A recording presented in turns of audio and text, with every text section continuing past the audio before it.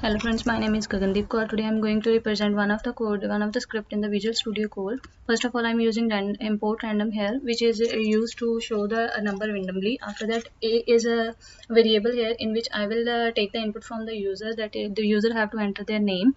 After that, a dot capitalize means to say the first character of the name will be capitalized, will be show in the first character will be show in the capital format. After that, print I am using here, welcome to the leap year. This message will be printed and it will show the name of the user here. After that, how many questions would you like to go with this quiz? Whenever you will print the questions, how many questions, then it will show the question related to that. After that, b is equal to integer input function I am using here. After that, total question which will be stored in the b. After that, print is used here. It will show the message that okay, here will go.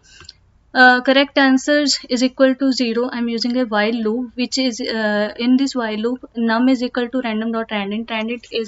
Random.random is using here to show the random it will show the years randomly, as well as the range will be from 1900 to 2020. If I'm using if command here, if num is divisible by 4, it will show 0. If num is divisible by 400, it will show 0. But if num is not divisible by 100, it will show it will not equal to 0. In the I will store true or false. After that, print will be used here, that year is a leap year. It will show that answer is true or false, then user have to put the answer true or false.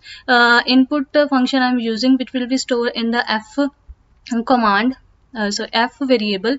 After that, if command I'm using here, if f is equal to e, it will print correct answer, and I'm using the counter here. After that, else command is using here, which will show that if the answer is not correct, it will show incorrect. After that, I'm using b counter here also. After that, it will show the result that you have completed the quiz, and it will show that how many questions you have do correct or not. When I'm running this code, first of all, it will show the name that I'm using. I'm giving the name here. I'm using the name, giving the name here Fred. How many questions? For example, I'm giving 2. The answer is true. If true, I'm giving here false. Then it will show that you have completed the quiz and you got one question is correct and one is incorrect. Thank you so much.